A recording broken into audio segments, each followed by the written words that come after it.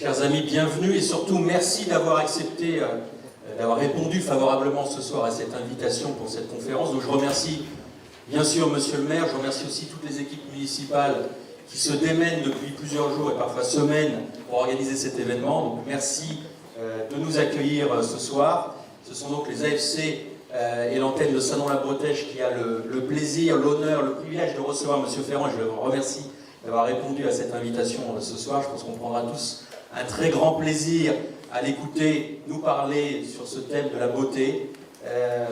Juste un petit mot sur notre association, les associations familles catholiques. C'est une vieille dame née en 1905 qui compte aujourd'hui 26 000 familles adhérentes et qui poursuit plusieurs objectifs et parmi lesquels les principaux sont bien sûr de valoriser et de défendre la famille et de discerner localement quels sont ses besoins pour soutenir les familles ici à Salon-la-Bretèche, mais également autour, puisque nous couvrons également le territoire paroissial, donc les communes qui sont tout autour, d'Avron, Cléquières, Feucherolles. Et puis être une force de proposition permanente aussi auprès des acteurs, qu'ils soient économiques, sociaux, politiques, pour promouvoir justement la famille. Et nous sommes les AFC représentés également au sein de l'Union nationale des associations familiales. Donc ici à Saint-Nom, nous concourons directement à ces objectifs-là, c'est pouvoir se connaître, que les familles se connaissent, qu'elles puissent s'entraider aussi, bien sûr, et puis enfin promouvoir, on pourrait dire ce soir, la beauté notamment, mais en tout cas être à la source de l'organisation de ce type d'événements, des événements culturels qui nous élèvent, et je pense que cette soirée va y contribuer parfaitement. Vous aurez une présentation sur le stand à la sortie de notre association, vous aurez tous les détails, en plus des quelques monos que vous pouvez voir, de toutes les activités organisées, et vous aurez bien sûr tous les éléments qui vous permettront de souscrire et d'y adhérer. Nous vous attendons donc nombreux comme nouveaux adhérents de notre association. Merci encore d'être là, si nombreux ce soir, et je laisse François présenter notre orateur de ce soir.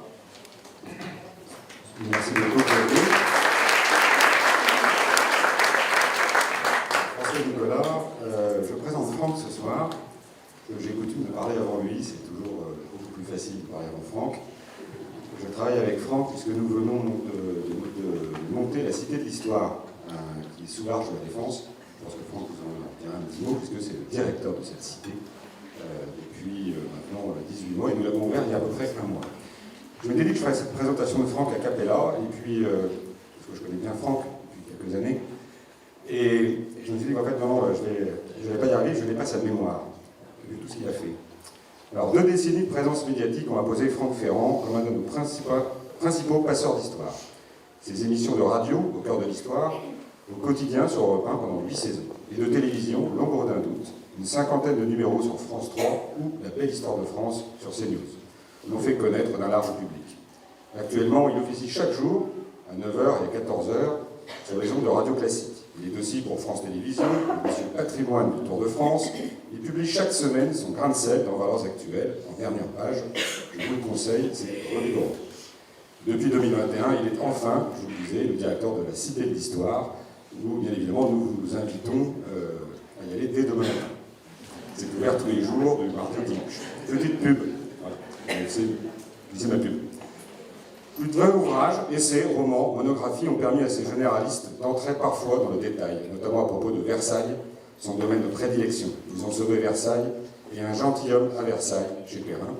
Versailles après les rois, dictionnaire amoureux de Versailles. D'ailleurs, on nous dit qu'on ferait quelque chose sur le week-end pour cette conférence. On a changé d'équipe.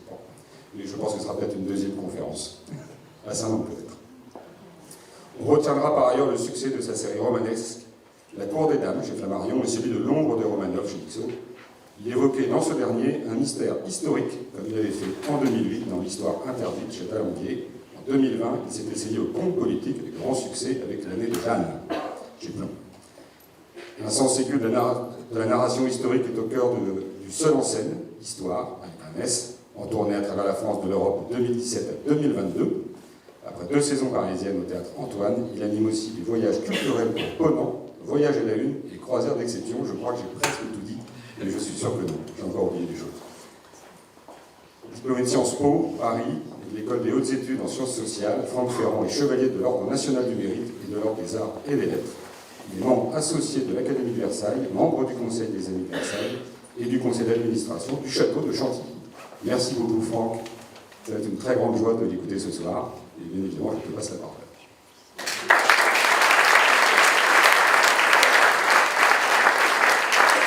Merci infiniment à tous les deux et merci à vous, monsieur le maire, de votre accueil. Merci à vous tous d'être venus si nombreux. Il paraît que quand Réjeanne arrivait dans un théâtre où que ce soit pendant ses tournées, elle disait « Est-ce complet ?» Je pense que oui, c'est complet ce soir, alors je suis ravi. On aurait peut-être pu installer des strapontins sur les poutres là-haut, mais bon, écoutez, on essaiera, on verra ce qu'il est possible de faire la prochaine fois. Alors, merci François pour cette présentation extrêmement, non seulement complète, mais un peu trop élogieuse. C'est vrai que nous nous voyons et que nous travaillons ensemble et que nous collaborons tous les jours à la Cité de l'Histoire. Cette Cité de l'Histoire, ça fait 1 an qu'elle nous occupe, on peut dire matin, midi, soir et même une partie des nuits. Elle est ouverte maintenant depuis 3 semaines et j'espère qu'en effet vous allez être nombreux non seulement à venir mais à nous faire venir du monde. Vous êtes un peu nos ambassadeurs là ce soir. Vous savez que c'est un... On peut dire d'une certaine manière de la Défense qu'elle est une terre de mission et de la Cité qu'elle est un objet de mission. Nous essayons de défendre une certaine idée de la culture, de l'enracinement, de l'identité et de l'histoire, tout simplement, de toutes les histoires, pas seulement celle de la France, mais celle de toutes les civilisations, de toutes les époques, en entrant dans ce qui se veut une sorte de portail vers la discipline complexe de l'histoire. Nous essayons et nous espérons donner aux gens l'envie d'en faire davantage de l'histoire. Et j'espère que, bon, ça a l'air d'être bien rapide notre affaire là, quand nous avons quitté la Cité il y a 1 heure, il y avait encore pas mal de public, il y en aura encore demain, il y en a toujours, les gens viennent, se le disent, j'espère que même bientôt il sera difficile d'y venir tellement l'affluence sera considérable. Ça va pour la pub, c'est suffisant? Alors, je mets toujours les fauteuils à l'envers, ne vous inquiétez pas, c'est comme ça parce que je trouve que c'est plus agréable. Alors, la beauté peut-elle nous aider à vivre? J'ai vu que dans la présentation que justement François Nicolas a faite de cette conférence, il a repris la célèbre phrase, peut-être trop célèbre phrase de Dostoïevski, « La beauté sauvera le monde ». Vous vous rappelez cette phrase qui est dite par le prince Mishkin dans l'Idiot de Dostoïevski.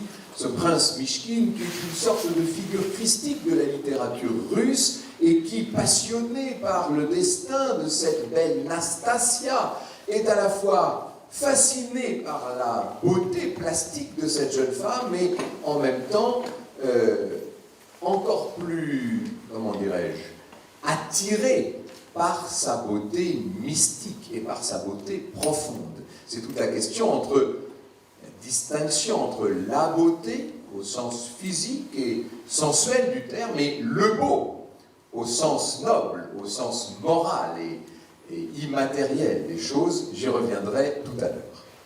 Si nous avons eu cette idée de vous parler de la beauté, alors qu'effectivement il était question de Louis XV, en parenthèse, période de grande esthétique, le règne de Louis XV. Comme vous êtes voisins, j'imagine que nombre d'entre vous ont pu profiter, et c'est trop tard là maintenant, mais vous avez peut-être, quand je dis c'est trop tard, je crois qu'il reste encore 4 jours et 4 nocturnes, hein, mais l'exposition Louis XV, Passion d'un roi au château de Versailles, qui est un véritable, c'est une merveille cette exposition, donne une idée du degré fantastique de l'esthétique, justement, ce degré auquel on a pu atteindre sous le règne de Louis XV. On doit pouvoir dire du règne de Louis XV qu'il marque sans doute l'apogée de la France, ou en tout cas un des apogées de la France, et en l'occurrence, je dis un des apogées parce que ça dépend de quel point de vue on se situe, ça dépend de quels critères on adopte, bien entendu, ce n'est sûrement pas un apogée spirituel, le règne de Louis XV, mais c'est incontestablement un apogée de la puissance, du rayonnement, de l'éclat et de l'esthétique, précisément, à une époque où tout était fait à la paume, comme on disait. Il y a quelques années, j'avais rencontré en Bourgogne un grand éditeur, M. Faton, qui n'est plus de ce monde, qui était un monsieur très âgé, qui était un ancien boxeur autodidacte, qui s'était lancé dans l'édition et qui était un très grand érudit. Il savait tout, ce monsieur. Et il avait une expression favorite, il disait « Ah, ça c'est à la paume ». Alors je l'entendais dire ça de temps en temps, je me dis « Qu'est-ce que ça veut dire à la paume ?» Et puis un jour, je me suis fendu d'une question, je lui dis « Mais enfin, qu'est-ce que ça veut dire quand vous dites c'est à la paume ?» Il me dit « Ne me dites pas que vous ne savez pas ce que c'est que travailler à la paume. » Ben, je dis « Non, je ne sais pas ce que c'est. » Et elle me dit « Sous le règne de Louis XV, justement, on travaillait à la paume, c'est-à-dire que chaque artisan connaissait par cœur la paume de sa main et que cette paume lui servait de mesure. Et quand on faisait l'embrasure d'une fenêtre, lorsqu'on dessinait l'écartement d'un siège, lorsqu'on plantait des fleurs ou des arbustes dans un parterre, la personne qui travaillait le faisait à la paume. Elle savait qu'il fallait 2 paumes et demie, etc. Et il y avait comme ça une sorte de module qui était un module humain, qui était un module physique et qui permettait d'insuffler de l'humanité dans tout ce qu'on faisait. Et il me dit, vous n'avez pas remarqué que lorsqu'on regarde un édifice du XVIIIe siècle, il a l'air plus vivant que les autres. Vous n'avez pas remarqué que le moindre appentis, le moindre corps de ferme des grands siècles, ce qu'on peut considérer comme les grands siècles, on va dire que c'est le XVIIe et le XVIIIe réunis, en disant ça à Saint-Nom-la-Bretèche, je ne devrais choquer personne. Quand on regarde le moindre petit édifice de cette époque, non seulement l'édifice en question a l'air joli, bien proportionné, solidement campé, mais en plus, il est doux, il est accueillant, il y a quelque chose d'harmonieux dans le dessin général et de raffiné dans le détail. Et c'est vrai ce qu'il dit, c'est absolument vrai. Il me dit, mais c'est parce qu'à l'époque, tout était fait à la paume. Un de nos grands auteurs que j'aime tout particulièrement, Jean de Lavarande, on ne cite plus Lavarande aujourd'hui parce qu'on n'a plus le droit quasiment, il est considéré comme le réac en chef. Bon. Mais Jean de Lavarande, dans son ouvrage, non pas sur Louis XV, lui, mais sur Louis XIV, a une page absolument magnifique. D'ailleurs, je n'avais pas prévu de vous parler de ça pour tout vous dire, mais si j'avais su, je l'aurais apporté. Vous allez la retrouver, cette page, donc, dans le livre qui s'appelle tout simplement Louis XIV. Jean de Lavarande dit « Lorsque vous allez à Versailles, vous promenez le dimanche, et que vous reprenez votre voiture. » Il écrit ça dans les années 1950, ça doit être en 51 ou 52, vous voyez, encore une époque où les choses étaient plutôt aimables. « Et que vous reprenez votre voiture, dit-il, en avançant dans la ville de Versailles, vous trouvez les bâtiments un peu moins beaux qu'ils n'étaient dans le parc. Et puis, lorsque vous arrivez dans la grande banlieue, vous vous dites « Mon Dieu, ces petites maisons en pierre meulière », mais vous n'avez pas tout vu, car vous allez ensuite devoir subir la banlieue proche de Paris avec ses immeubles immondes, et vous serez confronté à la laideur.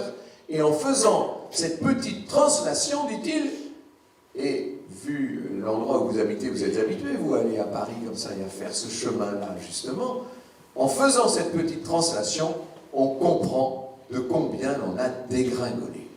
Eh bien, je crois que oui, sur un plan purement esthétique, nous avons dégringolé.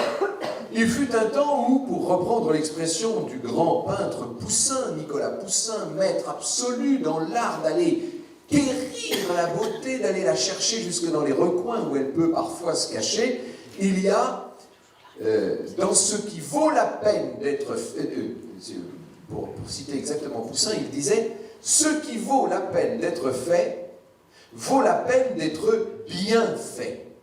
Et ça me fait penser, peut-être à vous aussi, à la célèbre page que Charles Péguy consacrait au barreau de chaise. Vous vous rappelez cette histoire quand il parle. Alors, en fait, je dis le barreau de chaise parce que c'est le vrai terme, mais Péguy, lui, parlait du bâton de chaise, ce qui est une erreur. Ce qu'on appelle un bâton de chaise, ce sont les hampes que l'on posait de part et d'autre des chaises à porteurs, et on mettait ces bâtons dans des encoches, on soulevait les chaises, et ça permettait de transporter les personnes de qualité autrefois. Et ensuite, on redéposait les bâtons de chaise.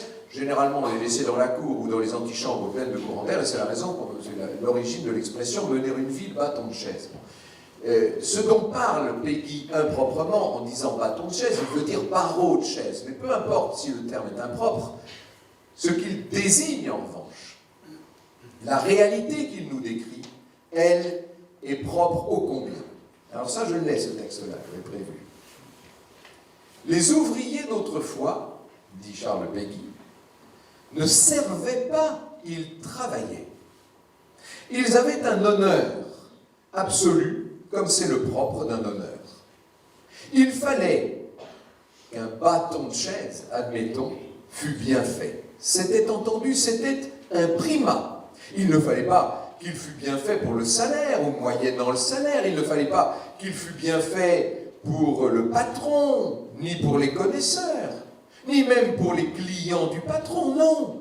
Il fallait qu'il fût bien fait lui-même, en lui-même, pour lui-même, dans son être même.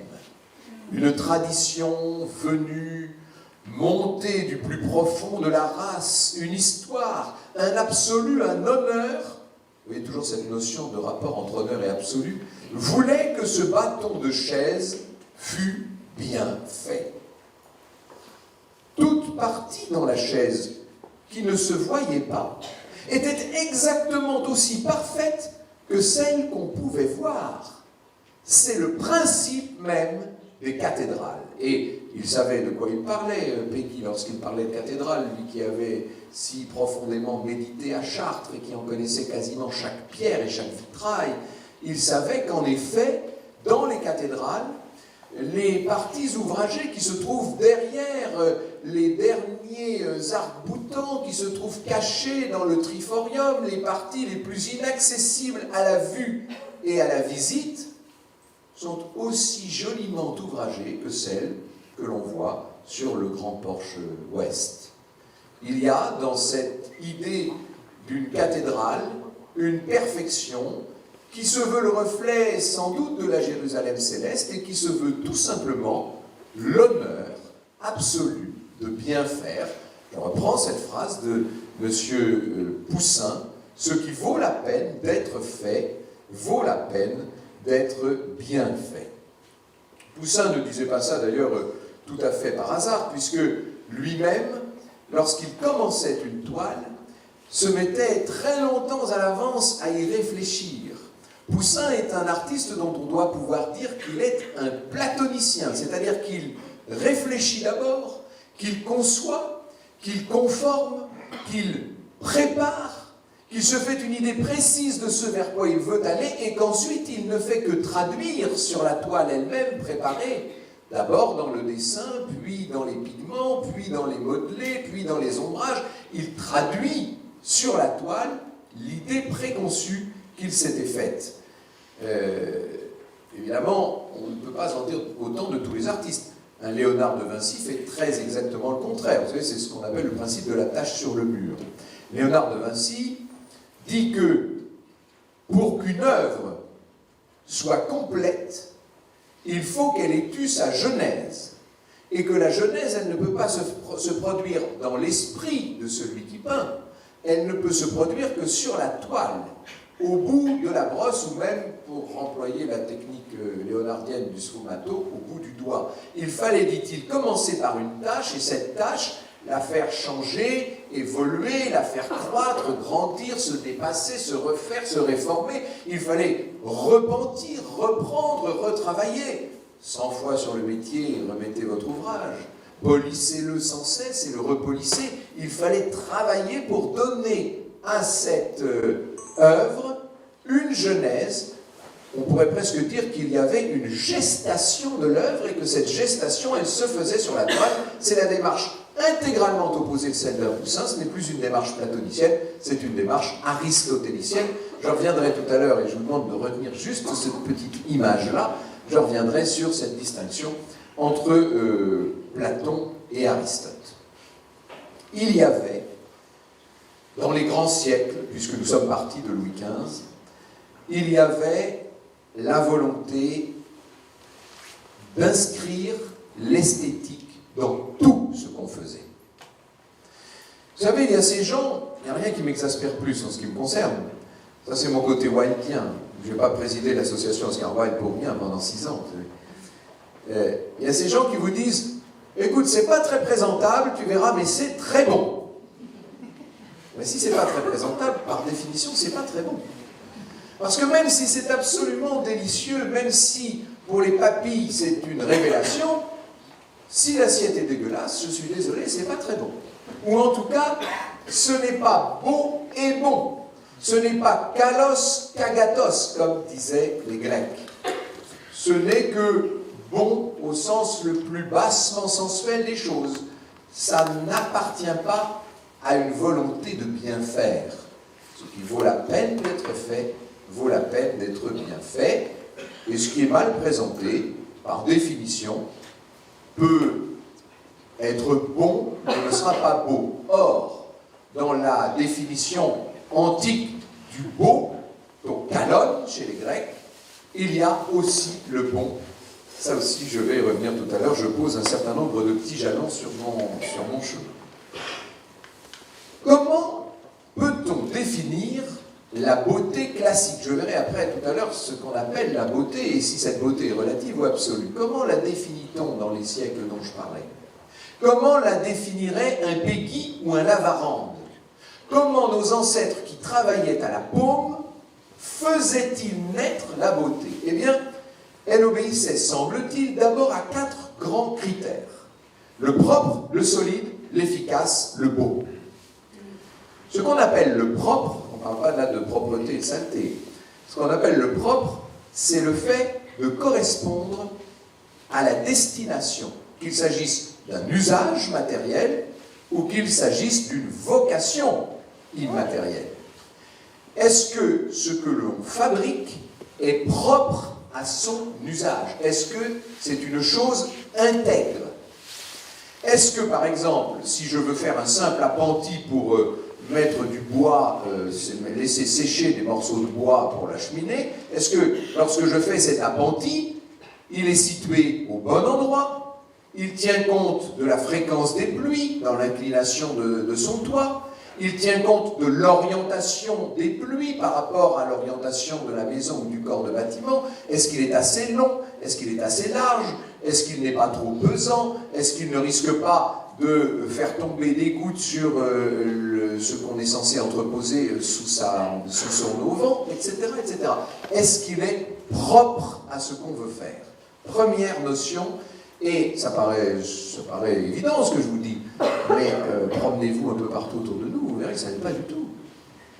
Faites refaire votre salle de bain, vous verrez comment aujourd'hui les ouvriers vous refont votre salle de bain. Moi, je ne vais pas vous raconter ma vie, mais enfin, il y a quelques années, il y a 3 ans, j'ai fait changer la vasque de ma salle de bain. Le type me colle le robinet qui est indépendant, vous savez, il me le met littéralement au bord de la vasque. Ce qui fait que si vous n'ouvrez pas le robinet à fond, l'eau coule à moitié sur le bord de la vasque et en met partout. Ça ne pourra jamais. Alors la vasque est très belle, elle m'a coûté une fortune. Et la robinetterie n'est pas mal non plus. Mais ça n'est pas bon parce que ce n'est pas propre. Propre dans le sens aristotélicien pour le coup là. Ce n'est pas le propos de cette vasque. Normalement, le robinet devrait être beaucoup plus près, et quand on ouvre, l'eau devrait couler dans la vasque, ce qui paraît un peu la moindre des choses. Eh bien, c'est la première des vertus de beauté. Deuxième chose, il faut que l'objet soit solide. Là encore, quand on dit solide, ne le prenez peut-être pas au pied de la lettre. Ça ne veut pas dire qu'il faut que ça tienne, que ce soit forcément indestructible. Solide, ça veut dire qu'il faut qu'il y ait une sorte de cohérence entre la masse et ce qui la soutient, d'une certaine façon. J'avais, il y a des années, travaillé pour la maison Bayer. Vous savez, à l'époque, j'écrivais de l'histoire d'entreprise et je rencontrais les grands cadres des entreprises un peu partout. Et en l'occurrence, j'avais rencontré un monsieur qui s'appelait Bernard Domas, qui était le directeur de la chimie chez Bayer. C'est pas tout à fait n'importe quoi, vous imaginez le plus gros fabricant de chimie au monde. Et ce monsieur dirigeait, il avait dirigé, il partait à la retraite, il avait dirigé le pôle chimie, c'est colossal. Il avait 500 ingénieurs sous ses ordres. Et il m'avait dit, pour faire de la chimie, pour être un bon chimiste, il faut savoir quelles sont les matières qui s'aiment et les matières qui ne s'aiment pas. Il avait dit il y a des composants qui vont bien ensemble et d'autres que vous ne ferez jamais tenir ensemble, à la façon de l'huile et du vinaigre. Il y a des mayonnaises qui prennent et des mayonnaises qui tournent.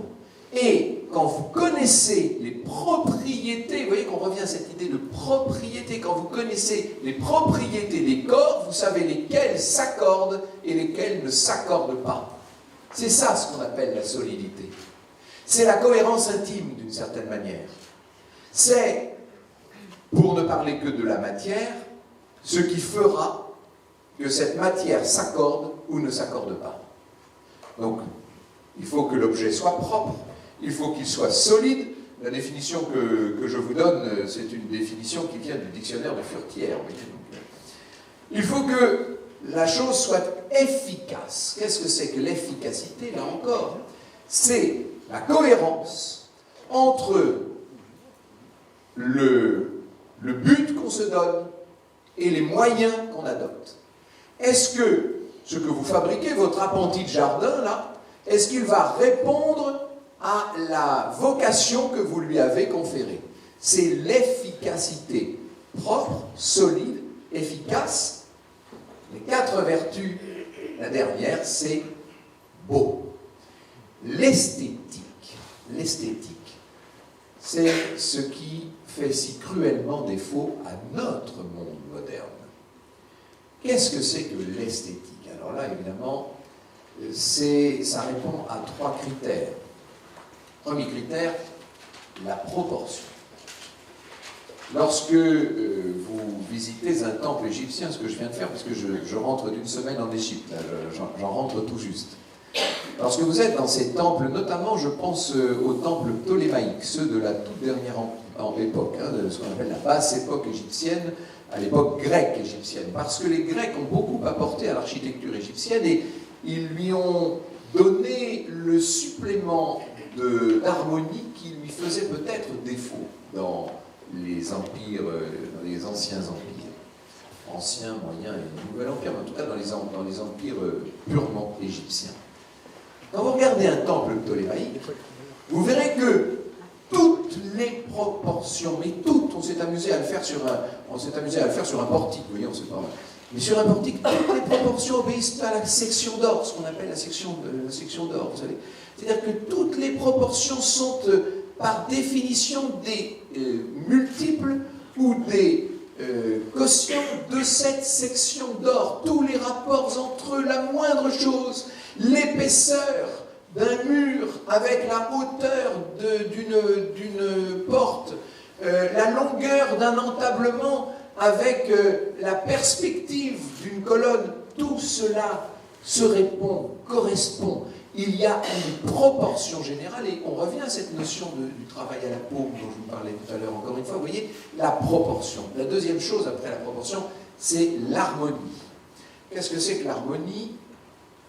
C'est le fait précisément que les choses s'aiment, ou plus exactement que les formes entrent dans une sorte de congruence, dans une sorte de conformité. Il y avait du temps de Louis XV, puisque ce sera un peu notre fil rouge, finalement, je n'avais pas prévu de vous parler, enfin j'avais prévu de vous parler de Louis XV, on a changé de sujet, mais je vais vous en parler quand même. Il y avait du temps de Louis XV une notion qu'on appelait la convenance. Ça n'a rien à voir avec les convenances bourgeoises, mettre les mains sur la table, etc., et se tenir au bout de la chaise. Non, non. Ce qu'on appelait la convenance, c'était de savoir si ce qu'on avait sous les yeux, qu'il s'agit du reste d'un phénomène physique ou d'un phénomène moral, est-ce que ce qu'on a sous les yeux convient à ce qu'il doit être, ou à ce qu'elle doit être? Est-ce qu'il y a convenance, c'est-à-dire est-ce qu'il y a adaptation de ce que l'on voit à ce que l'on veut voir? Cette convenance, elle définit d'une certaine manière l'harmonie. Les proportions, l'harmonie, alors je sais que Vatel, qui s'y connaissait en matière de beauté grand siècle, Vatel, le grand maître d'hôtel du prince de Condé, vous savez, celui qui va se suicider parce que la marée n'arrive pas, Vatel disait qu'il faut harmonie et rupture, et que sans rupture, il n'y avait point d'harmonie. On pourrait dire que sans silence, il n'y a pas de musique, et que sans noir, il n'y a pas de lumière, enfin, bon, etc. Certes, il faut de la rupture, mais le principe esthétique, il ne s'établit pas sur la rupture, il s'établit évidemment sur l'harmonie. Proportion, harmonie, rythme, très important. Très important le rythme. Ce sont les méthodes d'un triglyphe sur un fronton de temple. C'est l'écartement d'une colonnade sur une colonnade. C'est le... Même si vous regardez la touche d'un maître sur une toile ou sur un tableau, il y a un rythme. Les choses sont espacées et les espaces se répliquent ou ne se répliquent pas. Harmonie, proportion, rythme et effet d'ensemble. L'ensemble, c'est ce qui va faire qu'un objet sera beau ou pas. Donc je dis un objet ou une personne sera belle ou pas. On regardera dans la beauté d'une personne, on regardera la symétrie des traits, on regardera la douceur des courbes, on regardera la plénitude des modelés, on regardera exactement les mêmes critères que ceux que l'on applique à des choses très différentes, la beauté d'un animal, d'une plante, d'un minéral, d'une création de quelque ordre que ce soit architectural, sculptural, pictural, peu importe. Donc, cette esthétique faisait autrefois partie du quotidien. C'est ce que nous dit Lavaran. C'est vrai qu'autrefois, même pour faire une margelle de pluie, on s'assurait que la margelle soit non seulement propre, solide, efficace, mais il fallait aussi qu'elle fût belle. Aujourd'hui, regardez ce qu'on nous fait partout. On n'en sortirait pas, puisque je vous parle de l'Égypte. Regardez là, j'ai vu des monceaux de laideur. C'est quand même fantastique de voir que chaque année, 12 millions de personnes, puisqu'actuellement il y a 12 millions de touristes en Égypte chaque année, 12 millions de personnes viennent voir la beauté suprême du temple de Philae, des colosses de même nom à Abou Simbel, ou de la colonnade de Karnak, ou du sphinx de Gizeh, etc. Mais on vient voir tout ça au milieu de monceaux infinis de laideur, de saleté, de désordre, d'entassement, de mélanges infects en tout genre. Vous arrivez devant n'importe quel temple, il y a 70 autocars alignés. Vous voulez descendre vers le Nil et trouver un embarcadère. Sur l'embarcadère, vous avez accouplé 5 navires de front. Cette foule, ce mélange, cette disharmonie profonde, cette inefficacité de tous les instants, cette fragilité absolue qu'une saleté générale vous montre à chaque coin de rue, tout ça c'est la laideur, tout ça c'est le monde laid, et 12 millions de touristes paient des fortunes pour venir s'immerger dans la pire laideur du monde en allant comme des espèces de zombies ou des somnambules qui cherchent la beauté en traînant la savate jusqu'au temple sublime. Mais le temple sublime, il est entouré de merde. C'est tout de même extraordinaire. Alors, la beauté, là, où est-elle? Elle ne devient plus, d'une certaine manière, qu'un aimant. Elle ne devient plus qu'un idéal. On chemine vers la beauté, mais on chemine à travers la laideur. Alors, c'est facile de taper sur les pauvres Égyptiens qui, en ce moment, vivent sans doute la pire des crises sociales, économiques, politiques et de tous ordres qu'on puisse imaginer. Ce pays est en totale perdition. Mais vous croyez qu'on est beaucoup plus fort, nous, chez nous? Vous êtes promené à Paris, là, depuis quelque temps? J'avais un ami qui, un jour, m'avait fait remarquer, il faut dire que c'était pratique, il avait une espèce de gros 4x4 avec un toit ouvrant. Et un jour, il me dit, je vais te montrer Paris, je vous raconte ça il y a 25 ans, je vais te montrer Paris comme tu ne l'as jamais vu. Il avait ouvert, il faisait beau, il avait ouvert le toit, on était à je ne sais pas combien de mètres de hauteur, vous savez, c'est ces espèces de voitures qui donnent le sentiment de vouloir écraser tout le monde. Là.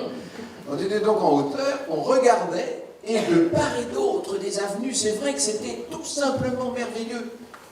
Et c'est évident qu'à l'époque d'Haussmann et de ceux qui l'ont immédiatement suivi, c'est vrai qu'à cette époque, on fabriquait des immeubles, on concevait des avenues pour qu'elles soient vues depuis des landaux et des calèches. Donc c'est précisément vu pour être vu à 2,50 m du sol. Et alors quand vous êtes au milieu de l'avenue à 2,50 m du sol, mais tout ça est radieux littéralement. C'est magnifique, c'est d'une beauté pour le coup extraordinaire. Et je m'étais dit à l'époque, moi qui n'étais pas un Parisien dans l'âme, c'est le moins qu'on puisse dire, mon côté provincial s'est toujours attaché à la semelle de mes souliers, vous savez.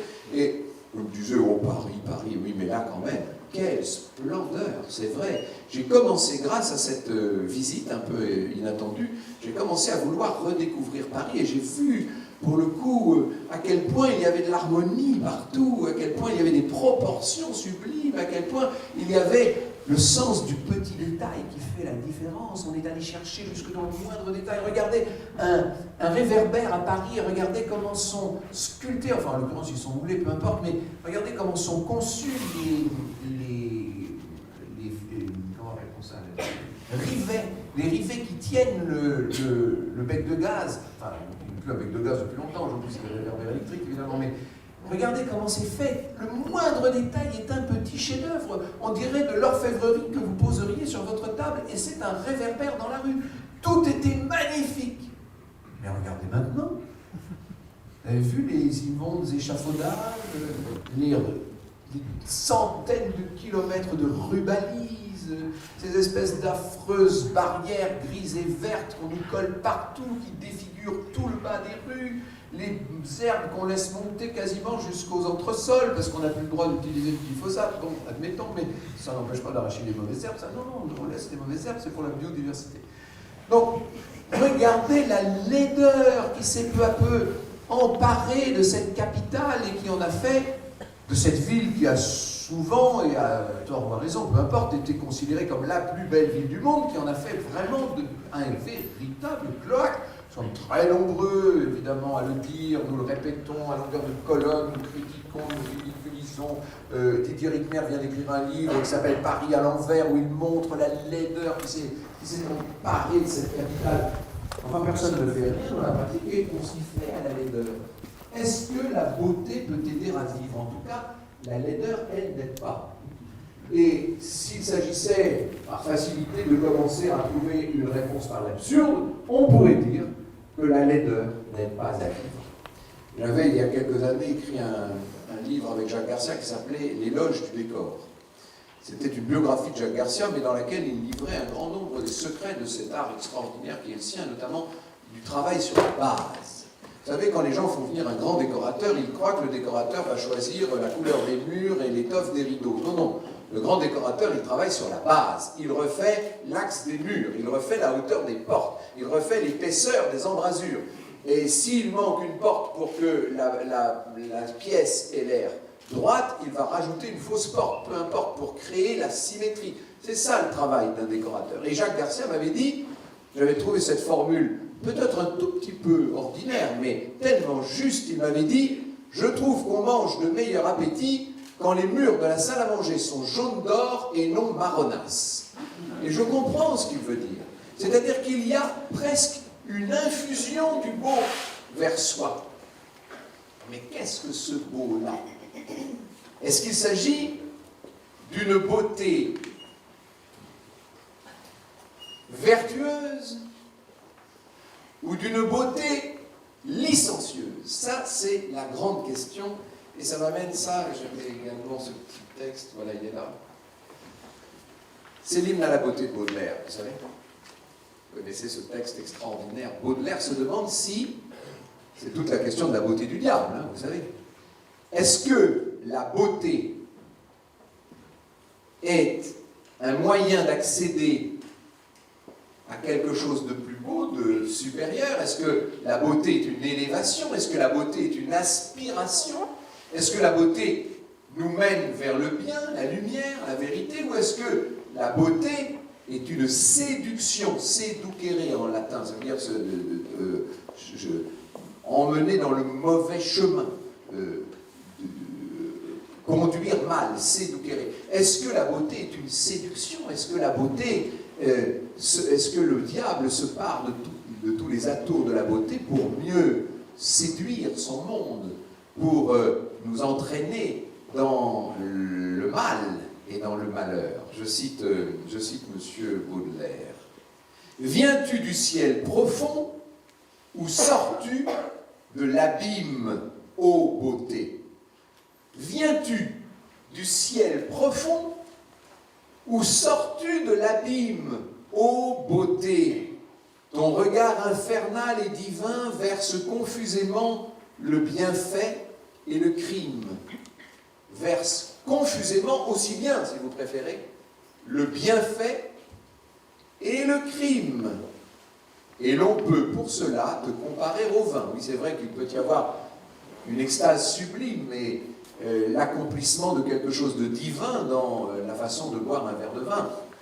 C'est Yourcenar qui disait « Une coupe de Samos bu à midi en plein soleil ou dégustée par un soir d'hiver dans un état de fatigue qui rend plus immédiatement sensible son lent écoulement le long de nos artères est une sensation trop forte pour une tête humaine. » C'est la même idée, en fait. C'est exactement la même idée. Et Baudelaire ajoute « Sors-tu du gouffre noir ou descends-tu des astres? Le destin charmé suit les... »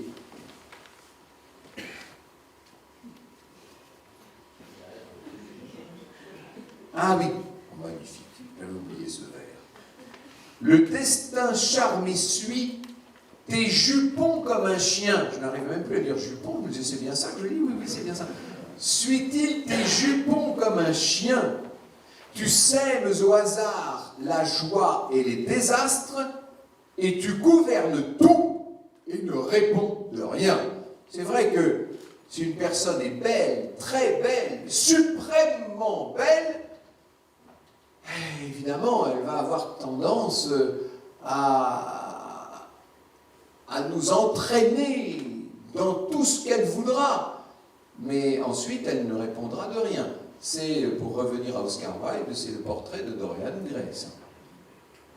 Ce Dorian Gray qui va vivre pendant toute sa vie sans vieillir. On dit, mais ce gamin est incroyable, ça fait 20 ans que je le connais comme ça, il n'a jamais pris une ride, il est toujours aussi beau, il a toujours les cheveux aussi soyeux, il a toujours le regard aussi vif et limpide. Ah, mais parce que vous n'avez pas vu le portrait. Car toutes les vilainies, toutes les atteintes, toutes les séquelles, toutes les punitions du temps et du mal se sont accumulées non sur le portrait de Dorian, mais, enfin sur le visage de Dorian, mais sur le portrait qu'il garde bien secret chez lui. Et le jour du jugement dernier, d'une certaine manière, au moment de peser l'âme avec la plume de Maat, comme on dirait en Égypte, à ce moment-là, il y a l'épreuve de vérité et l'on voit toute la laideur insigne de ce portrait se jeter sur le visage du personnage. Je reviens à Baudelaire, pardon. Que tu viennes du ciel ou de l'enfer, qu'importe, ô beauté, monstre énorme, effrayant, ingénu, si ton œil, ton souris, ton pied m'ouvrent la porte d'un infini que j'aime et n'ai jamais connu. D'un infini que j'aime et n'ai jamais connu. Que tu viennes du ciel ou de l'enfer, qu'importe, si tu me donnes accès à cet empyrée, que j'ai le sentiment d'avoir toujours eu en moi et possédé en moi, et que pour autant je n'ai jamais eu l'occasion de contempler. Nous allons revenir là à Platon, forcément. Avant Platon, nous allons revenir à un néoplatonicien dont il faudrait avoir le temps de détailler tous les travaux. Je pense au grand Plotin.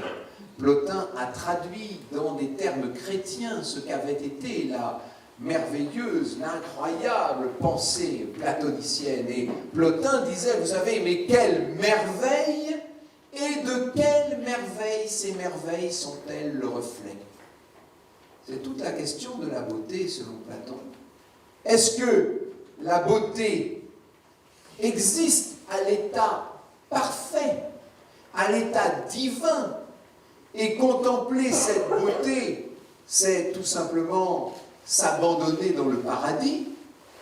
Et est-ce que tout ce qu'il y a de beau dans le monde, les gens, les choses, les paysages, n'importe quoi, tout ce qu'il y a de beau n'est qu'un reflet de cette beauté divine, pâle reflet, triste et modeste reflet, mais reflet tout de même. Quelle merveille, et de quelle merveille ces merveilles sont-elles le reflet?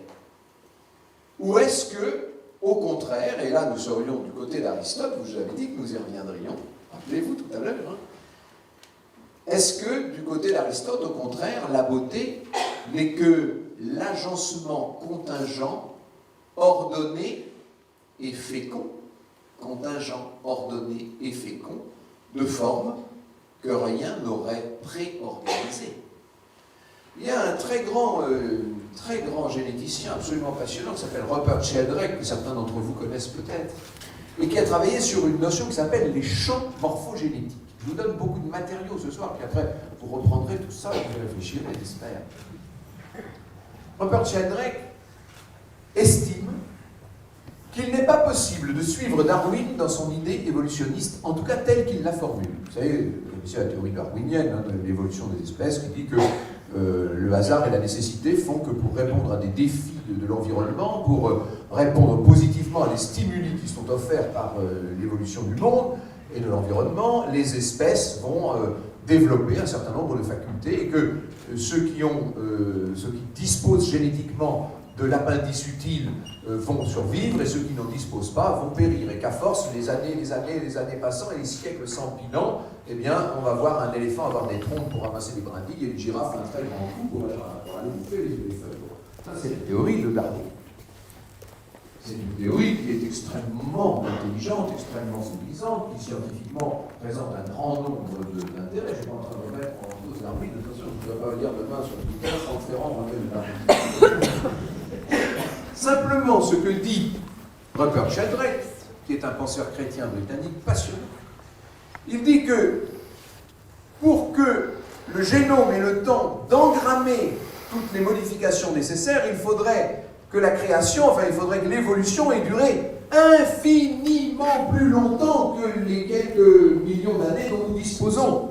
Il faudrait des centaines et des centaines de milliards d'années, ce qu'il n'y a pas du tout dans les espèces vivantes sur Terre.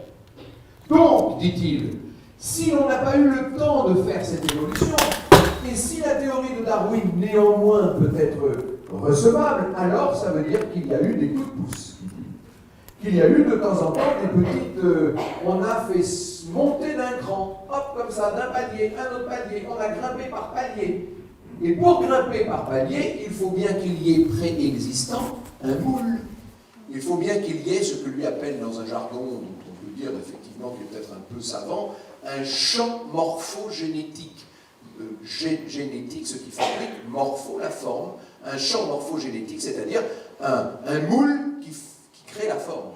Et donc, dit-il, l'évolution, elle ne s'effectue pas seulement par réponse de l'organisme à des stimulations environnementales, elle s'effectue aussi par le saut morphogénétique d'un programme établi.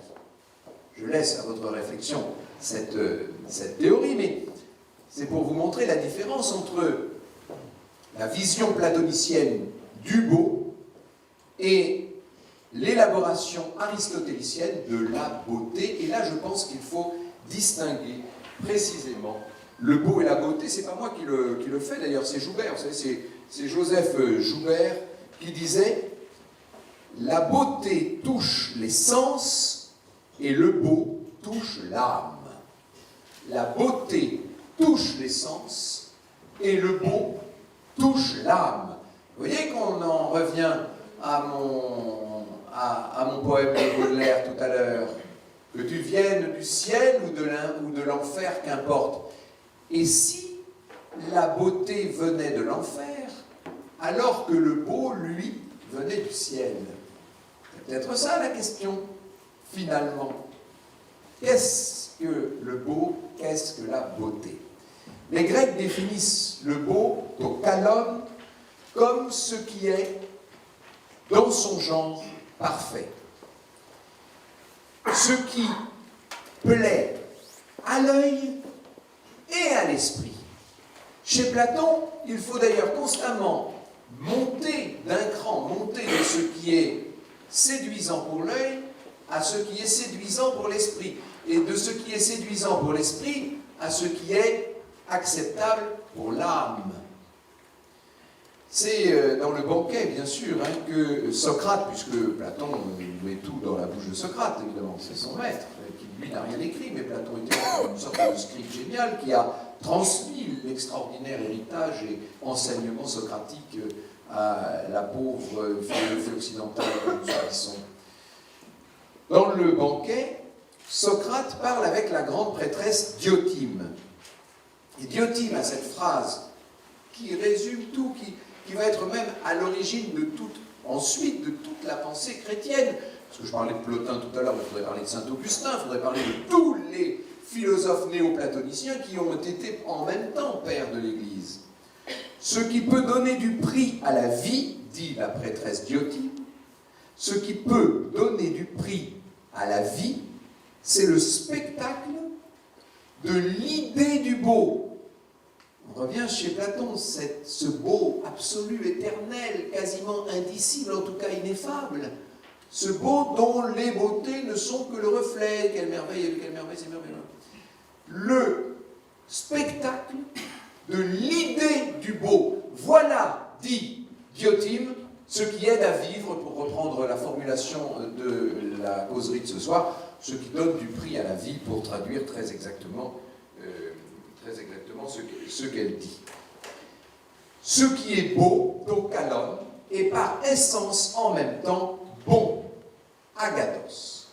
Kalos, kagathos, kalos, kaiagathos, beau et bon. Dans la pensée antique, et tout spécialement dans la pensée platonicienne, on ne distingue pas le beau du bon, ni du vrai, la letheia, la vérité, le vrai. Ce qui est beau est bon, ce qui est bon est vrai. Vous connaissez la très belle phrase, le très beau vers de Boileau, « Rien n'est beau que le vrai seul est aimable. » Rien n'est beau que le vrai seul est aimable. Vous voyez que nous ne sommes pas très loin ici de la phrase de M. Poussin sur ce qui vaut la peine d'être fait et d'être bien fait. Nous ne sommes pas très loin du barreau de chaise de Peggy. Il y a dans la beauté une bonté induite et dans la bonté une vérité. Ce que l'on admire dans l'être beau, c'est la bonté qui s'en dégage. C'est vrai que c'est Socrate qui était laid comme un pou qui dit ça en même temps. Et ce que l'on admire dans la bonté, c'est la vérité qu'elle exprime. Voilà en quoi il existe bel et bien une beauté supérieure. En tout cas, j'aurais tendance, moi, à le penser. Alors, vous savez, en matière de beauté, des espèces de phrases toutes faites, ridicules, des goûts et des couleurs, on ne discute point, etc. Chacun voit midi à sa porte, ce qui est beau pour l'un sera laid pour l'autre. Mais non. On peut trouver agréable, on peut trouver gracieux, on peut trouver charmant quelque chose que d'autres vont trouver désagréable, disgracieux ou déplaisant. Ça oui, incontestablement. Il y a une relativité des jugements que l'on peut porter sur les gens et sur les choses, ça heureusement. Chacun a sa sensibilité, sa subjectivité, sa personnalité, et les singularités qui lui font percevoir le monde l'amènent à donner des sujets et des choses, un jugement différent et singulier, et tant mieux. Mais ce n'est pas ce dont nous parlons là. Là, nous ne parlons plus de la petite beauté avec un B minuscule. Nous parlons du beau avec un B majuscule. Ce beau qui est en même temps le bon avec un B majuscule et le vrai avec un V majuscule. Ça ne supporte pas la disputatio. Ça n'est pas un objet de débat ou de colloque.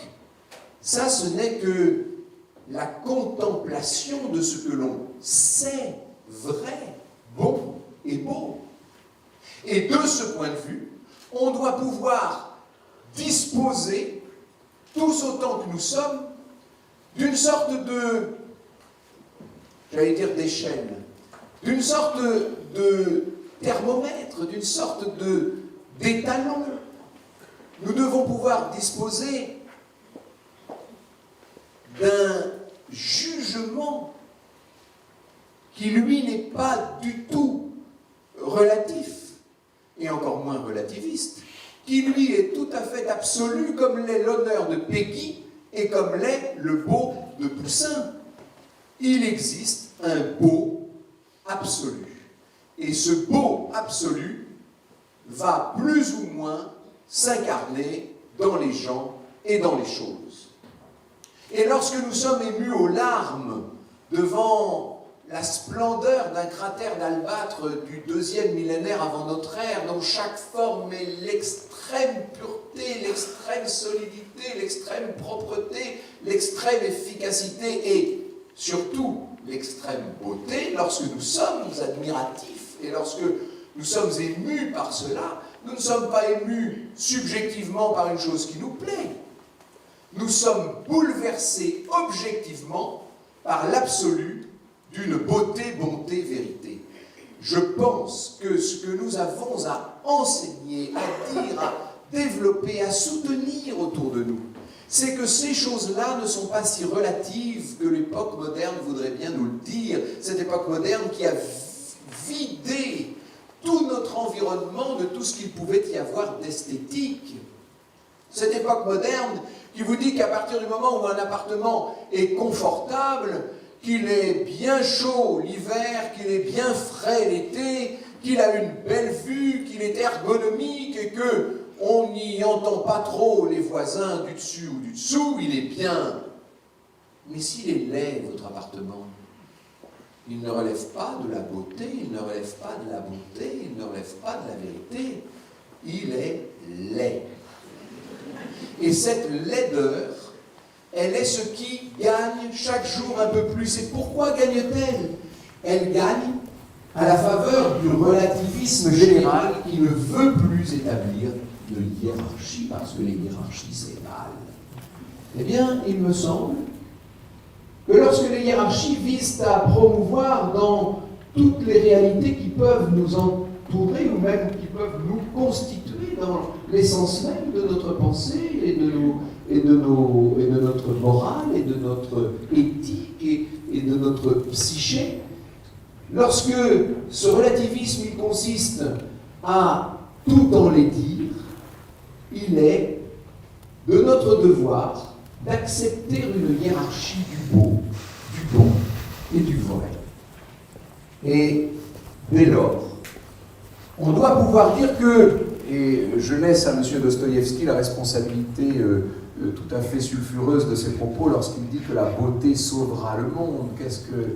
Ce n'est pas la beauté qui sauvera le monde, n'est-ce pas? C'est Dieu qui sauve le monde normalement. En tout cas, je ne sais pas si la beauté sauvera le monde, mais je pense que la beauté dont on a la conscience diffuse, que la beauté au service de laquelle on doit pouvoir se mettre, cette beauté-là, elle peut aider à vivre. Et je finirai, puisque je citais tout à l'heure une phrase de Marguerite Yourcenar que j'aime infiniment et qui avait à la beauté voué sa propre existence, vous le savez, magnifique d'ailleurs le projet de Marguerite Yourcenar dans l'existence, ça nous entraîne très loin. Je voudrais citer cette phrase qu'elle place dans la bouche de l'empereur Adrien et qui devient l'un des intitulés des 5 chapitres de Mémoires d'Adrien. Je me sentais responsable de la beauté du monde. C'est l'empereur de Rome qui dit ça. C'est l'empereur de Rome qui, ayant compris ce qu'il pouvait y avoir d'étincelles de beauté dans la moindre petite chose pourvu qu'on sut la mettre en valeur, qu'on sut l'apprécier, c'est l'empereur de Rome qui se sentait responsable de la beauté de tout son empire. Et Dieu sait qu'il en a fait de belles choses, Adrien, tout ce qu'il a construit partout, regardez les théâtres, les temples, tout est extraordinaire. Il avait fait d'Antinoüs, vous savez, ce jeune homme qui était la beauté absolue sur terre, il en avait fait une sorte de canon absolu, et il le voulait partout. 800 statues répertoriées d'Antinoüs aujourd'hui, vous imaginez combien il devait y en avoir du temps d'Adrien.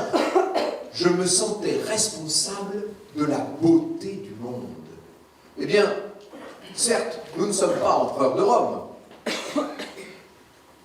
Et merci peut-être. Certes, nous n'avons pas en charge la responsabilité des beaux-arts ou la responsabilité même de l'environnement, quoique vous un peu, monsieur le maire, mais bon. En dehors de vous dans cette salle, nous ne sommes pas responsables de la beauté du monde. Un peu François quand même avec sa cité d'histoire. Bon.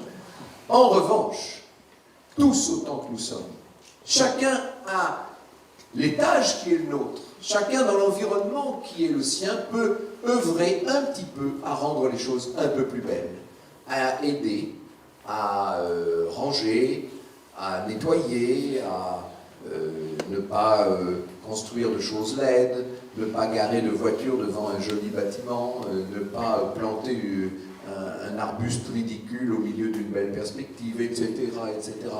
Nous sommes tous responsables de la beauté du monde. Je vous remercie.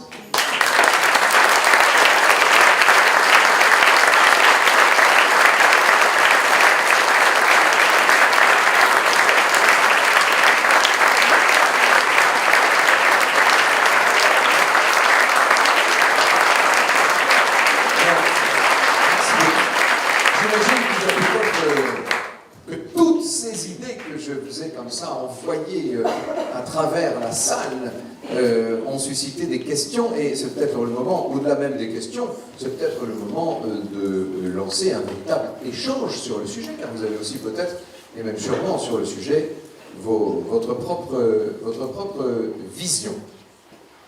La beauté peut-elle nous aider à vivre? S'il y a des questions particulières.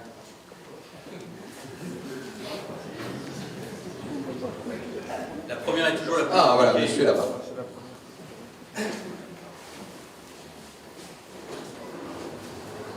Je vais faire comme vous parce qu'il n'y a pas de raison.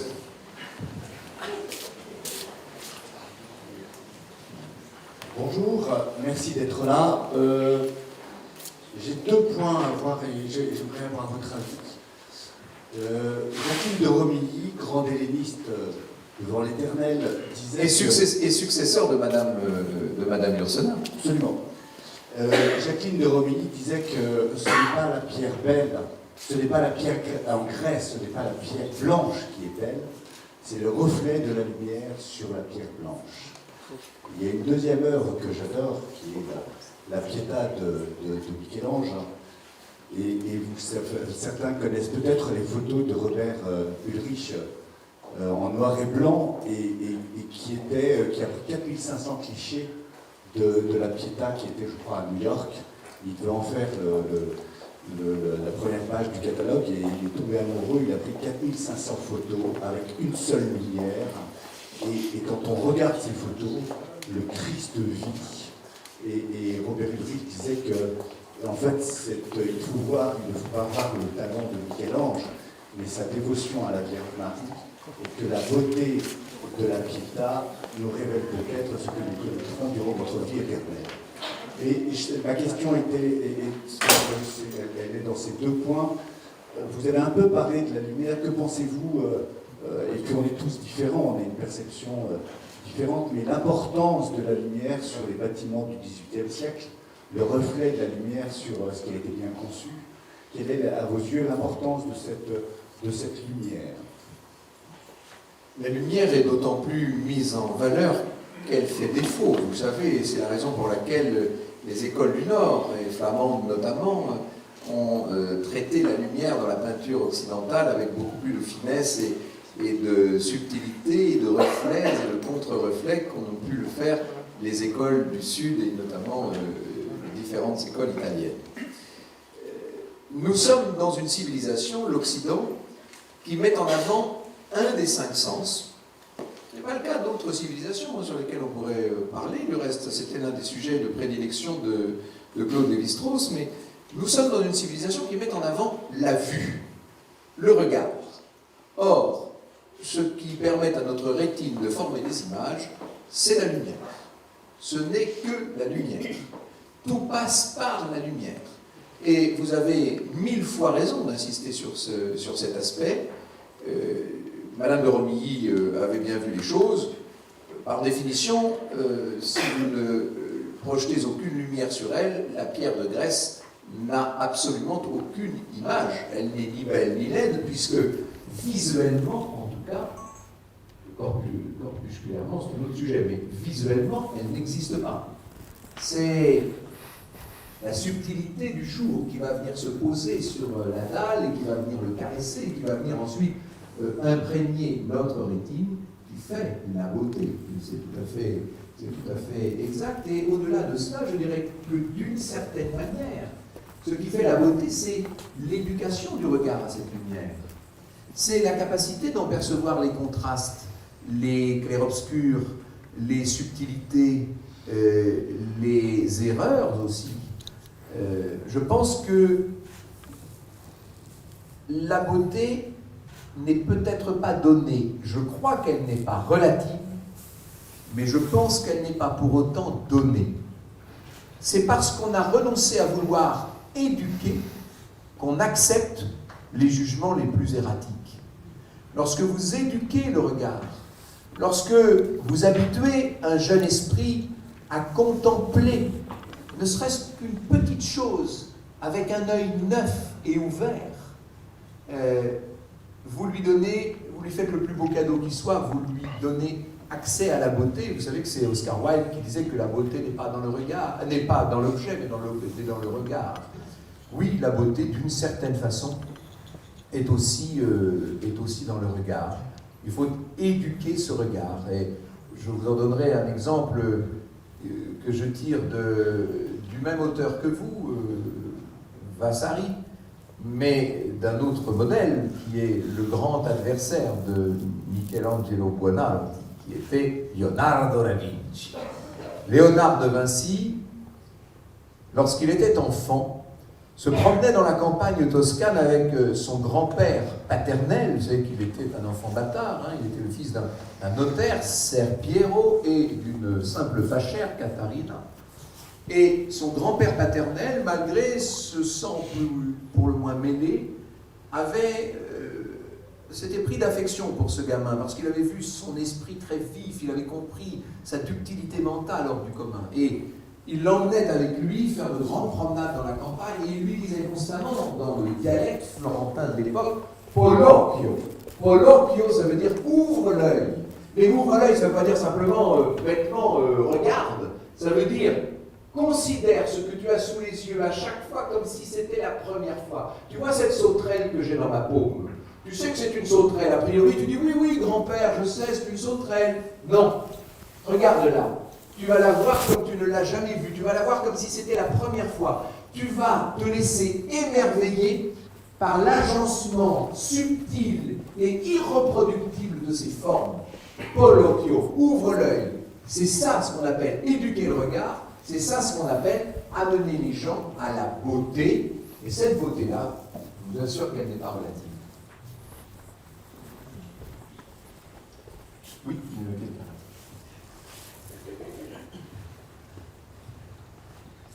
Bonsoir, merci beaucoup. Vous n'avez pas du tout évoqué dans votre très intéressant exposé la nature. Or, nous sommes... Je viens de le faire juste à l'instant. Oui, exactement. J'ai senti que vous parliez ouvre l'œil. Fusis. Alors, je voudrais faire je pense que la nature a des vertus éducatives, et vous allez pouvoir nous en parler, parce que j'ai été très marqué, étant plus jeune, par un grand cavalier français qui gagnait énormément de compétitions internationales, et qui m'avait dit un jour, j'étais jeune, m'avait dit tous les beaux sont bons, ou plutôt tous les bons sont beaux, les bons chevaux sont beaux. Donc ça rejoint tout à fait ce que vous exposez là. Est-ce que vous pensez que la nature peut avoir une vertu éducative, dans le bon sens, à la beauté, que vous l'avez évoqué là? Vous faites bien, monsieur, de me ramener en deçà du banquet de Diotype et de Socrate. Socrate, sans doute parce qu'il était lui-même très laid, ne l'oublions pas, et qu'il était très admiratif de la beauté, par ailleurs. Il passait quand même beaucoup de temps entouré d'Alcibiade et des autres. Il aimait la beauté. Mais il était lui-même très laid. Et donc, il avait inventé cette idée que reprendra le christianisme au plus haut point, que la vraie beauté, c'est la beauté intérieure. Je ne veux pas vous citer Saint-Exupéry. Bon. Et il veut que cette beauté, n'étant elle-même que le reflet d'une vérité suprême, cette beauté, il faille aller la chercher très loin dans l'intériorité. Mais ce que nous enseigne la nature, ce que nous enseigne le Polonchio du grand-père de Léonard, c'est effectivement, et je vous suis largement sur ce sujet, c'est effectivement que ce qui, naturellement, est hors de la forge de la culture, ce qui est beau est bon et vice-versa, et j'ajouterais d'ailleurs, est vrai. Il devait pouvoir dire de son cheval, qui non seulement était bon, mais beau, que dans son genre il était vrai, probablement. Et de ce point de vue, la nature, oui. Et Mère Nature est un exemple incontestable et est une école.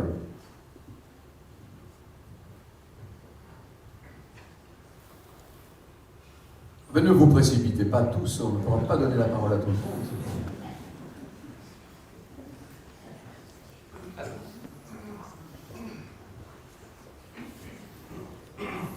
On dit habituellement que ce sont les cancres qui sont au fond de la classe, mais d'après la disposition du micro, je constate que c'est le contraire à Saint-Denis-la-Bretèche. Sur liste d'attente, on est ravis d'avoir une place. Ah, voilà, c'est bon, ça. Bonsoir et merci d'être ici avec nous. Vous avez dit que c'était notamment le relativisme qui se généralisait et qui ne voulait pas de hiérarchie, qui expliquait que la beauté se perdait. Mais je me demande s'il n'y a pas aussi une autre raison, pour revenir à la citation que vous avez donnée de Charles Péguy sur l'honneur absolu de bien faire. Est-ce qu'on n'a pas un peu perdu aujourd'hui l'envie de bien faire? Et si c'est le cas, pourquoi? Et comment renouer avec cette envie? Vous avez combien d'heures devant vous? Vous avez totalement raison, madame. Je sens que nous pourrions nous entendre. Mais là, nous nous lançons dans un vaste débat. Il est très possible, en effet, qu'au-delà du relativisme généralisé, une des causes de l'enlaidissement en général, on parle beaucoup de l'ensauvagement en ce moment, on oublie de parler de l'enlaidissement, tout au moins aussi grave, au quotidien en tout cas, peut-être pas pour tout le monde, mais au quotidien. Une des raisons de cet enlaidissement pourrait être, vous avez raison, l'absence d'envie de bien faire, l'abandon du dépassement de soi. On a jeté l'éponge, peut-être. Ça pourrait, sans être spenglerien, je suis toynbeeiste, j'explique en 2 mots ce que veulent dire ces termes un peu barbares. Oswald Spengler, vous savez, a inventé le modèle de civilisation et il était convaincu que les civilisations naissaient, se développaient et mouraient comme des organismes vivants.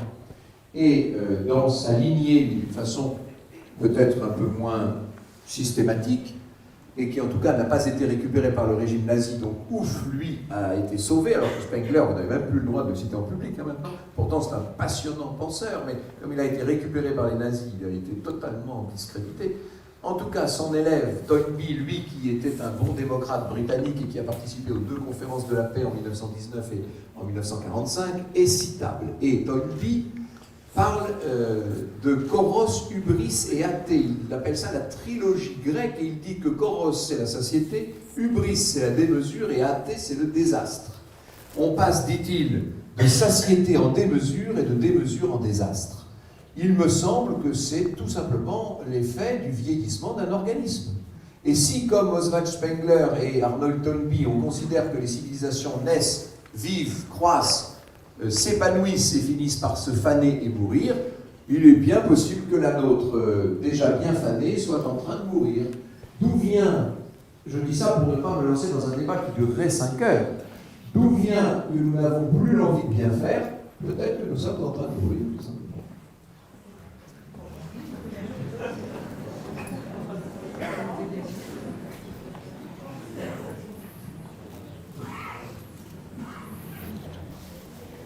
Ah oui, ne fallait pas m'inquiéter.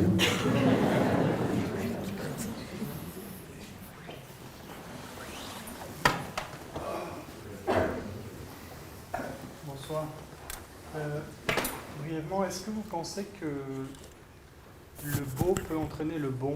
est-ce que vous décrivez la beauté comme le bon, le vrai, vous la décrivez comme telle, mais est-ce que vous pensez que dans une société comme la nôtre, si on avait plus de beau, on vivrait peut-être mieux et on serait peut-être tous un peu meilleurs. Voilà, c'est un peu...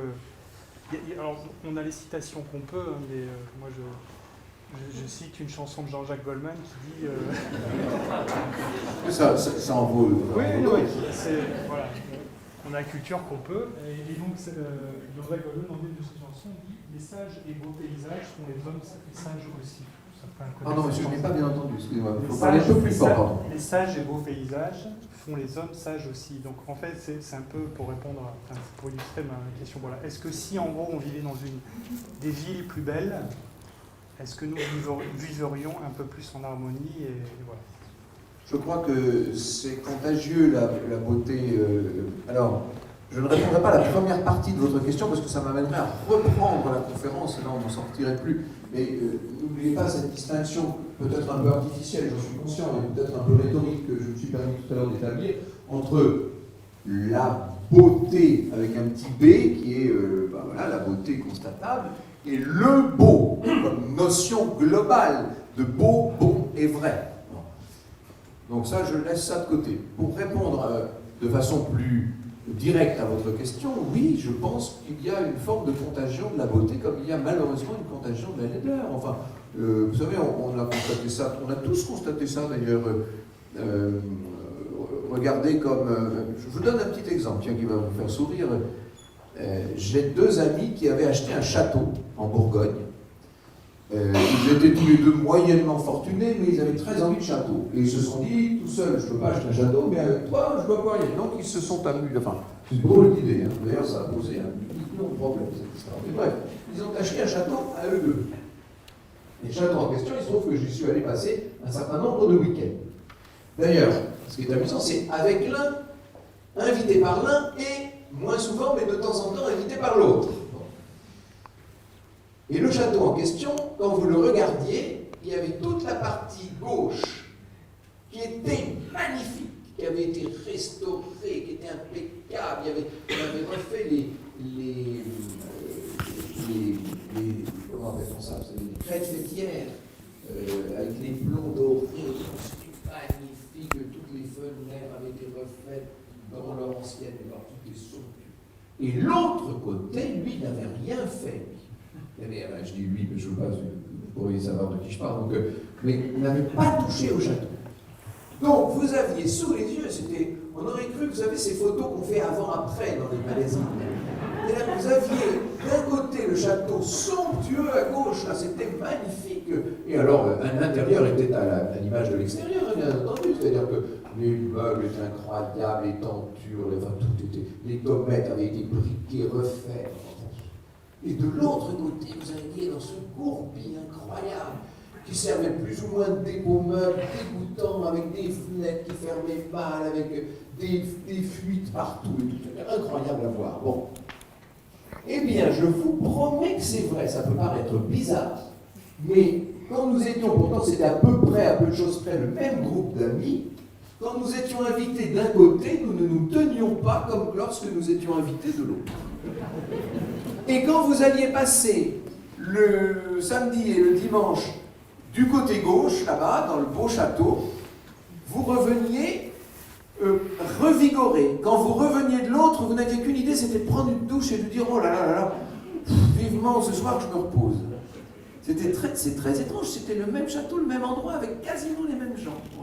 Donc je pense que oui, il y a une imprégnation de l'environnement sur la personne. Alors, c'est peut-être pas déterminant, mais ça peut exister, à condition, attention, à condition d'éduquer le regard, encore une fois. Car je vous promets que dans la même bande d'amis dont je vous parle, il y en a qui ne voyaient même pas la différence. Qui d'ailleurs disaient « Oh, c'est quand même plus sympa chez Jean. » Ah, c'est quand même plus sympa chez lui, parce que oh, c'est plus détendu. Et ça dépend de l'éducation du regard, quand même. Enfin, quand je dis du regard, vous comprenez bien que je ne parle pas seulement du regard au sens visuel du terme, je parle du regard général qu'on porte sur les choses. Peut-être une dernière question, parce qu'il faut savoir atterrir, jamais dans une soirée comme ça. Moi j'ai une question. Monsieur. Pardon. Oui, monsieur. Vous avez terminé votre exposé avec un certain parallèle interrogatif entre l'amitié et Dieu. Et ça m'a rappelé une phrase dont j'ai malheureusement à mon âge oublié l'auteur et qui me paraît assez proche. Vous me direz d'ailleurs peut-être de qui c'est. Je la retrouve à l'instant au moins. L'art est une tentative d'osmose avec le sacré. Ça m'a semblé très proche de ce que vous dites. Je ne peux pas vous donner l'auteur parce que les années ont passé. Oui, c'est très beau ce que vous dites. Je ne sais pas qui a écrit ça de cette manière, mais c'est très beau. Ça pourrait être du Théodore Monod, par exemple, ça ne m'étonnerait pas. L'art est une tentative d'osmose avec le sacré. Alors ça, c'était vrai avant le XXe siècle. C'est-à-dire que c'était vrai lorsque l'art se concevait comme une démarche esthétique d'élévation vers le beau et le vrai. Toujours cette même histoire. Quel que soit l'art, quel que soit... C'est d'ailleurs fantastique que, en tout cas en Occident, parce que évidemment c'est assez spécifique, mais dans notre culture, au moins depuis la Grèce, mais probablement on doit pouvoir intégrer l'Égypte et même la Mésopotamie à ça, dans notre lignée culturelle, dans notre vieille, très vieille civilisation, tout ce qui a été artistique a toujours tendu à l'esthétique, à la beauté. On a volontairement, et le coupable je le connais, et j'avais fait une conférence là-dessus qui m'avait beaucoup amusé en 2018, puisque en 2018 il y a eu une expo Picasso, et que pour la radio, je suis allé faire l'émission, parce que la radio fait partie du groupe LVMH, et LVMH finançait cette exposition. Et donc, on m'avait demandé d'aller faire l'émission dans le cadre de l'hôtel Salé, de la maison de Picasso. Et j'avais fait une émission bien salée contre Picasso, c'est le cas de dire, je vais y venir dans un instant.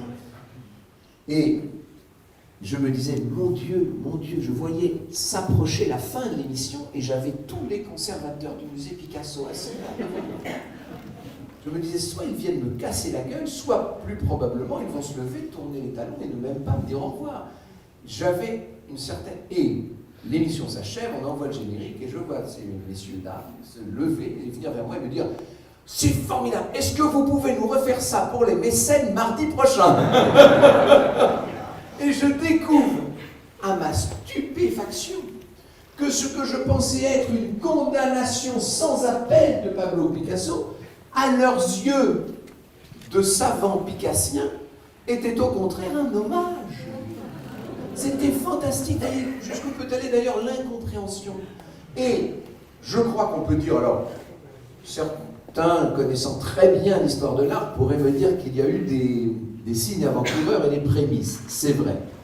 Mais celui qui, en conscience, avec une force de caractère et un génie démiurgique quasiment incomparable, a eu l'idée de déconnecter l'art occidental de l'esthétique, s'appelle Pablo Picasso. Il a décidé que l'art pouvait être laid, et même qu'un art libre devait être laid.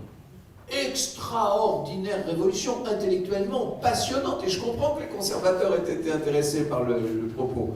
Ça se passe en plus en 1934 avec ce qu'on appelle les deuxièmes baigneuses. On voit exactement ce qui se passe à ce moment-là. Parce que même encore dans Les Demoiselles d'Avignon en 1913, Picasso fait du cubisme, il déforme, mais il reste beau. Les Demoiselles d'Avignon, vous mettez ça dans votre salon, c'est très beau. En plus, ça vaut 48 milliards, donc mais c'est très beau. Simplement, à partir des grandes baigneuses, clac, il décide qu'il ne fera plus beau. Ce qu'il fait sera laid, volontairement laid, et sera une déclaration de guerre à 700 ans de tradition picturale.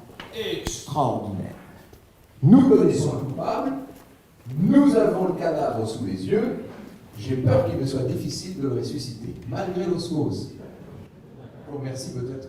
Merci beaucoup.